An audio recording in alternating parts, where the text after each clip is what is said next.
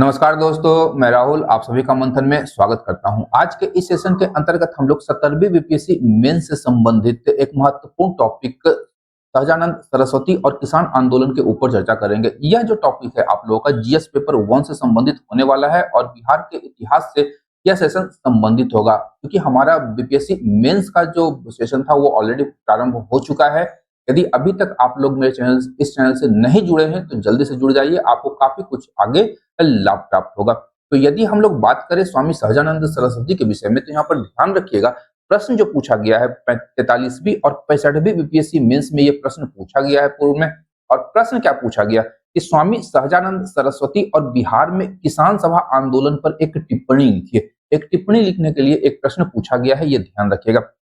अब अगर हम लोग बात करेंगे अगर कि किस प्रकार से हम लोग इस प्रश्न के उत्तर को हम लोग फ्रेम करें, तो यहाँ पर आप लोगों को ध्यान रखने की आवश्यकता होगी कि सबसे पहले किसान आंदोलन पर यदि हम लोग चर्चा कर रहे हैं तो हमें चंपारण सत्याग्रह से भूमिका अपनी प्रारंभ करनी होगी, ताकि हम लोग उसे एक साथ जोड़ करके लेकर के चल सके। तो चंपारण सत्याग्रह की जब हम लोग बात करते हैं तो चंपारण सत्याग्रह में पहली बार किसानों की समस्याओं को प्रमुखता से उठाया गया था और उनसे जुड़े जो भी समस्याएं थी या जो भी मुद्दे थे वो राष्ट्र की मुख्य धारा में आकर के खड़ा कर देता है आपका चंपारण सत्याग्रह। और इसके पश्चात हम लोग देखते हैं कि यह आंदोलन महात्मा गांधी के नेतृत्व में हुआ था, लेकिन जब किसान आंदोलन की हम लोग बात करते हैं तो यह स्वामी सहजानंद सरस्वती के नेतृत्व में यह आंदोलन हुआ था। और स्वामी सहजानंद सरस्वती का योगदान इतना अधिक था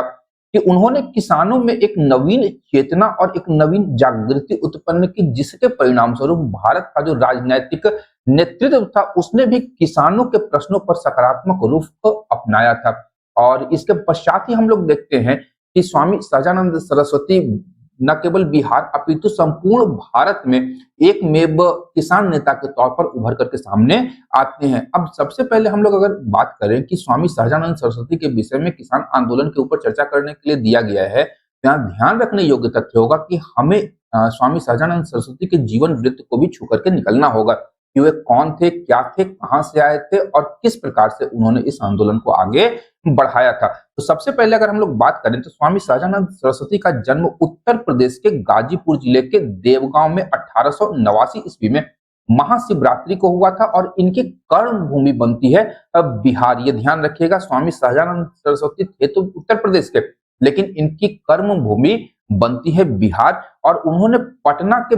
नजदीक बिहटा में अपना एक आश्रम स्थापना किया था, जिस आश्रम का नाम था सीताराम आश्रम। ध्यान रखिएगा, सीताराम आश्रम आज भी एग्जिस्ट करता है बिहटा में, उसी स्थान पर आज भी यह स्थित है। और इस आश्रम की स्थापना करके ये सन्यासी जीवन व्यतीत कर रहे थे और छोटे किसान और खेतिहर मजदूरों के अधिकारों की रक्षा के लिए इन्होंने अपनी आवाज उठाई थी, आवाज बुलंद की थी, न केवल अंग्रेजों के प्रति, न केवल अंग्रेजों के विरोध में, अपितु हम लोग देखते हैं कि स्थानीय जो जमींदार थे जो कि किसानों का शोषण कर रहे थे, इन स्थानीय जमींदारों के विरोध में भी इन्होंने किसान आंदोलन का नेतृत्व बिहार में किया था। अब चंपारण आंदोलन की जब सफलता होती है तो उसके पश्चात बिहार के किसानों में बहुत ज्यादा उत्साह देखा जाता है, जिसके परिणाम हम लोग देखते हैं कि प्रारंभ में एकाकी रूप से किसानों के छिटपुट स्थानीय विद्रोह, अंग्रेजी सत्ता और यहाँ पर मैंने एक सर्वनाम का उपयोग किया है,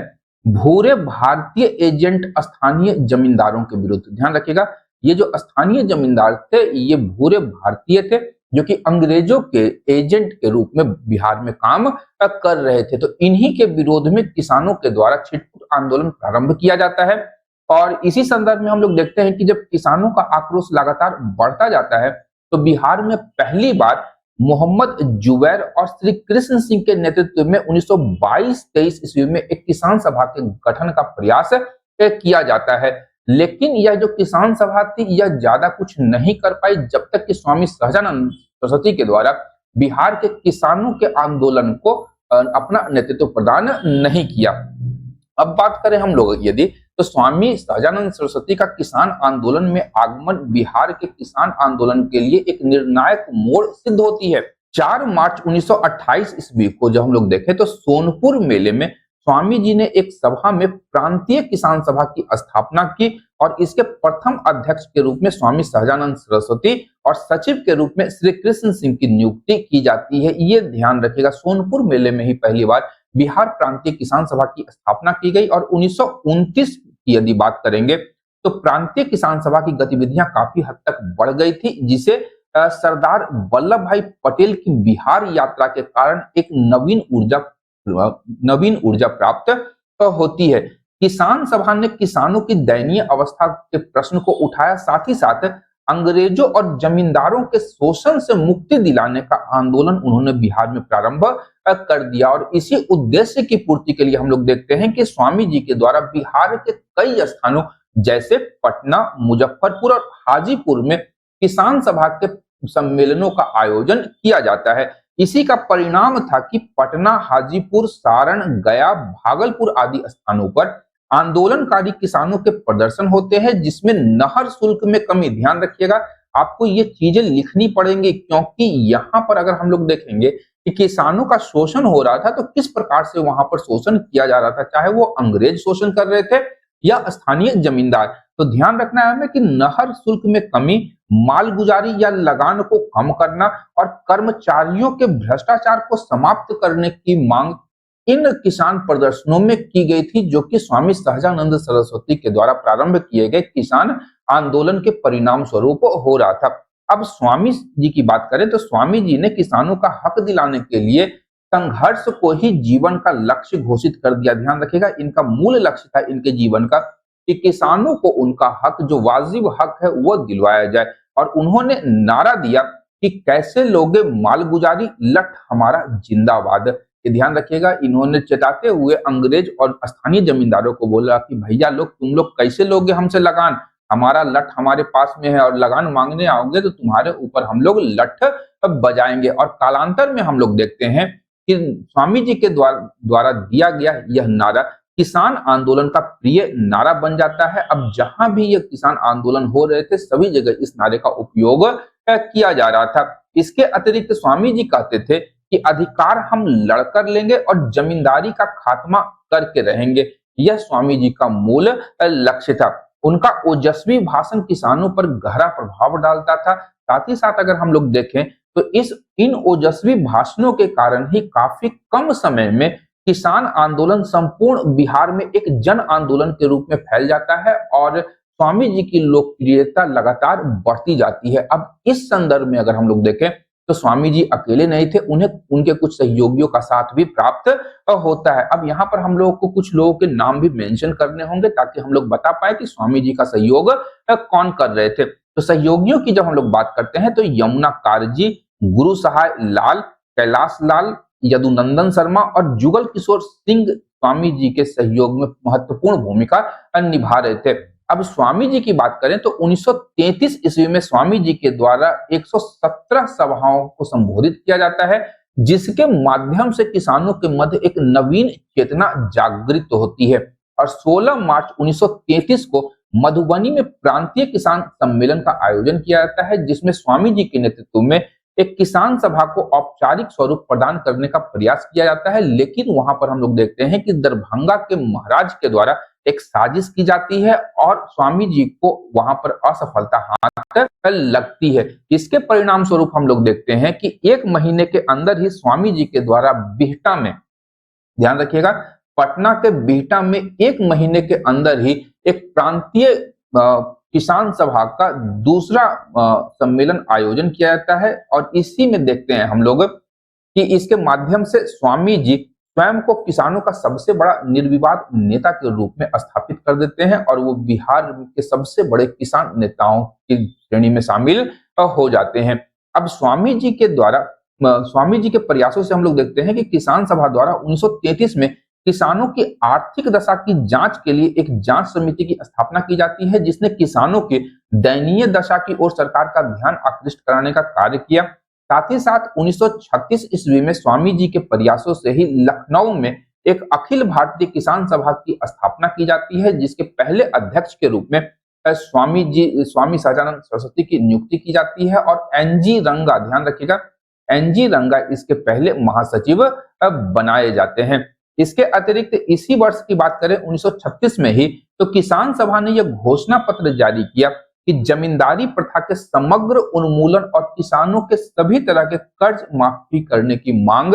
इनके माध्यम ये लोग अब उठाने वाले हैं। और स्वामी जी के नेतृत्व में किसान सभा की लोकप्रियता में अत्यधिक वृद्धि होती गई और 1936 तक इसकी सदस्यता लगभग 2.5 लाख सदस्यों की हो चुकी थी। और 1936-37 में जब इनकी लोकप्रियता काफी बढ़ गई किसान सभा की, तो इसके कारण हम लोग देखते हैं कि कांग्रेस जो है किसान सभा के नजदीक आना प्रारंभ हो जाती है। और इसी उद्देश्य से हम लोग देखते हैं कि कांग्रेस और किसान सभा दोनों एक दूसरे के प्रभाव का इस्तेमाल करने के उद्देश्य से आपस में जुड़ जाते हैं, जिसकी चरम परिणति हम लोग 1937 में होने वाले चुनाव में देखते हैं। और इसकी अगर इस चुनाव की अगर हम लोग बात करें, तो यहाँ पर कांग्रेस ने अपने घोषणा पत्र में किसानों के मुद्दों को जगह दी। और इससे पूर्व स्वामी जी की अगर हम लोग बात करेंगे, तो स्वामी जी किसानों के मुद्दों और उनकी समस्याओं को लेकर के पंडित जवाहरलाल नेहरू से चर्चा पूर्व में ही कर चुके थे, जिसके परिणाम स्वरूप हम लोग देखते हैं कि चुनाव के घोषणा पत्र में कांग्रेस के द्वारा किसानों के मुद्दों और उनकी समस्याओं को जगह प्रदान की जाती है। और इसके पश्चात कांग्रेस जो है 37 में बम्पर जीत सुनिश्चित करती है। और यहाँ हम लोग देखते हैं कि इसमें कहीं ना कहीं किसान सभा के द्वारा किया गया महत्वपूर्ण योगदान शामिल है। वहीं कांग्रेस मंत्रिमंडल का जब गठन होता है, तो लगान की दर कम करने और बकास्त भूमि के लिए कानून बनाने की प्रक्रिया प्रारंभ कर दी जाती है। अब यहाँ पर होता एक बहुत बड़ा खेल है, और खेल समझने के लिए आपको यहाँ पर समझना होगा कि उस समय की जो विधायिका थी उसमें अधिकांश सदस्य जमींदार वर्ग से थे। इसके लिए उनकी सहमति के बिना कानून बना पाना बहुत मुश्किल था। और यहाँ पर हम लोग देखते हैं कि जो विधायिका के जमींदार सदस्य थे, वो उनकी सहमति से जो कानून का प्रारूप बनता है, उसे विधायिका के द्वारा कानून का रूप दे दिया जाता है। अब आप लोग समझिए, किसी व्यक्ति से बोला जाए कि भैया आप अपना हाथ काट लीजिए, तो वो कभी भी नहीं काटेगा। तो स्थानीय जमींदार जब विधायिका के सदस्य थे, तो वो अपने हितों को सुरक्षित रखने के लिए अपने हित से संबंधित कानून लेकर के आते हैं। इस कानून के विषय में जब स्वामी जी से पूछा गया, तो स्वामी जी के नेतृत्व में किसान सभा के द्वारा इस कानून को नकार दिया जाता है और स्वामी जी का कांग्रेस से मोह भंग हो जाता है। इसके पश्चात उनका झुकाव साम्यवाद की ओर हम लोग देखते हैं। जब स्वामी जी का कांग्रेस से मोह भंग हो जाता है और उनका झुकाव साम्यवाद की ओर होता है, तो उनके कुछ कृत्य ऐसे थे जिनसे हमें पता चलता है कि स्वामी जी कहीं न कहीं वामपंथ या साम्यवाद से प्रेरित हो चुके हैं। अब अक्टूबर 1937 की यदि हम लोग बात करें, तो अक्टूबर 1937 में किसान सभा का लाल झंडा, ध्यान रखिएगा, किसान सभा का जो झंडा बनाया जाता है वह लाल झंडा को बनाया जाता है और इसे ही संगठन का निशान घोषित कर दिया जाता है। कांग्रेस नेतृत्व की बात करेंगे, तो कांग्रेस नेतृत्व की उदासीनता ने किसानों को एक बार फिर किसान आंदोलन की ओर उन्मुख किया। और इस बार हम लोग देखते हैं कि इस किसान आंदोलन में स्वामी जी को वामपंथी नेताओं का सहयोग प्राप्त होता है, जो इनका झुकाव साम्यवाद की ओर था। और इन नेताओं की अगर हम लोग बात करेंगे, तो इसमें कार्यानंद शर्मा, राहुल सांकृत्यायन, पंचानंद शर्मा, यदुनंदन शर्मा जैसे वामपंथी नेता थे, जिनका सहयोग स्वामी जी को प्राप्त होता है। और स्वामी जी के नेतृत्व में किसान रैलियों में जुटने वाली जो भीड़ थी, वह कांग्रेस की सभाओं में आने वाली भीड़ से कई गुना अधिक होती थी। अब इसका प्रभाव क्या हुआ कि कांग्रेस को लगा कि स्वामी जी कहीं ना कहीं उनको नुकसान पहुंचा सकते हैं। इसीलिए हम लोग देखते हैं कि स्थानीय जिला कमेटियों के द्वारा, ध्यान रखिएगा, जिला कमेटी, अगर हम इन लोग इसमें बात करेंगे तो एक याद रखिएगा, चंपारण की जिला कमेटी, इसके अतिरिक्त आपका सारण की जिला कमेटी और मुजफ्फरपुर की जिला कमेटियों के द्वारा अपने कांग्रेस सदस्यों को किसान सभा के आंदोलन या उनकी सभाओं में भाग लेने से मना कर दिया जाता है। और इसी क्रम में स्वामी जी ने किसान आंदोलन के संचालन के लिए ही पटना के बिहटा में एक सीताराम आश्रम की स्थापना की थी। और किसानों के हितों की अगर हम लोग बात करेंगे, तो किसानों के हितों के लिए आजीवन सक्रिय रहे स्वामी जी ने नेताजी सुभाष चंद्र बोस के साथ कई रैलियां की और सीपीआई भी स्वामी जी को अपना आदर्श मानती थी। कम्युनिस्ट पार्टी ऑफ इंडिया एक साम्यवादी संगठन था, जो कि आपका स्वामी जी को अपना आदर्श मानती थी। वहीं स्वतंत्रता आंदोलन के दौरान जब स्वामी जी की गिरफ्तारी होती है तो नेताजी सुभाष चंद्र बोस के द्वारा 28 अप्रैल को all India Swami Sahajanand day घोषित किया जाता है और बिहार के क्रांतिकारी लोक कवि बाबा नागार्जुन भी स्वामी जी से अत्यधिक प्रभावित थे और उन्होंने उनके सीताराम आश्रम में बिहटा में जाकर के उनका मार्गदर्शन प्राप्त किया था। अब स्वामी जी के संघर्ष के साथ साथ सृजन के भी प्रतीक का ध्यान रखेगा और इन्होंने अपने विचारों के प्रचार प्रसार के लिए 2 दर्जन से अधिक पुस्तकों की रचना की। इसमें इन्होंने सामाजिक व्यवस्था पर या फिर हम लोग कह ले तो किसान आंदोलन और स्वतंत्रता आंदोलन पर कई पुस्तकों का प्रणयन किया था। सामाजिक व्यवस्था की अगर हम लोग बात करेंगे तो इनकी प्रमुख पुस्तकें हैं भूमियार ब्राह्मण परिचय, झूठा भय, मिथ्या अभिमान, ब्राह्मण कौन, ब्राह्मण समाज की स्थिति, ये सभी के सभी हिंदी में लिखे गए थे। इसके अतिरिक्त इन्होंने ब्रह्मर्षि वंश विस्तार संस्कृत में और कार्यकलाप हिंदी में लिखा था। आजादी की लड़ाई और किसान आंदोलन के संघर्षों की दास्तान की अगर हम लोग बात करेंगे तो इन्होंने कई पुस्तकों का प्रणयन किया जिसमें किसान सभा के संस्मरण, महारुद्र का महातांडव, जंग और राष्ट्रीय आजादी, अब क्या हो और गया जिले में सवा मास आदि ये इनकी कुछ प्रमुख पुस्तकें थे जिनके माध्यम से इन्होंने स्वतंत्रता आंदोलन को जागृत किया और किसानों के अंदर नवीन चेतना का प्रचार प्रसार करने का कार्य किया था और किसानों के शोषण मुक्त करने और जमींदारी प्रथा के विरुद्ध लड़ाई करते हुए अंततः स्वामी जी 26 जून 1950 ईस्वी को महाप्रयाण कर जाते हैं।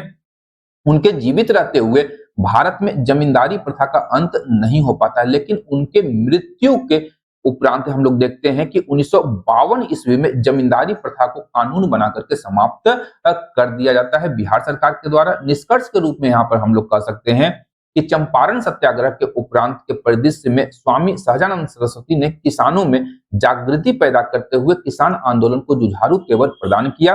सन्यासी होने के बावजूद उन्होंने रोटी को भगवान कहा और किसान को भगवान से बढ़कर बताया। यहाँ पर ध्यान रखिएगा कि स्वामी सहजानंद सरस्वती न केवल एक किसान नेता अपितु एक सन्यासी भी थे और स्वामी जी ने किसानों को शोषण उत्पीड़न के दोहरे चक्र से मुक्ति दिलाने की हर संभव कोशिश की, परंतु उन्हें इसमें स्पष्ट अपेक्षित सफलता नहीं मिल सकी। तथापि उन्होंने कृषक समस्या को राष्ट्रीय आंदोलन के महत्वपूर्ण एजेंडे में तब्दील कर दिया और सुभाष चंद्र बोस के शब्दों में यदि हम लोग कहें तो स्वामी सहजानंद सरस्वती हमारी भूमि में एक ऐसा नाम है जिसे भारत में किसान आंदोलन के निर्विवाद नेता के रूप में याद किया जा सकता है। तो स्वामी सहजानंद सरस्वती और बिहार में हुए किसान आंदोलन से संबंधित आज का ये सेशन यहीं पे समाप्त करता हूं। आशा करता हूं कि आज के इस सेशन से आप लोगों को उपयोगी और अपने उत्तर लिखने के लिए कुछ स्पष्ट मार्गदर्शन प्राप्त हुआ होगा। यदि सेशन से लाभ प्राप्त हो रहा है तो चैनल को लाइक, शेयर और सब्सक्राइब करना बिल्कुल भी ना भूलें। अंत तक देखने के लिए धन्यवाद। देखते रहिए मंथन, क्योंकि मैं इस प्रकार के वीडियोस लाता रहता हूँ। Thank you.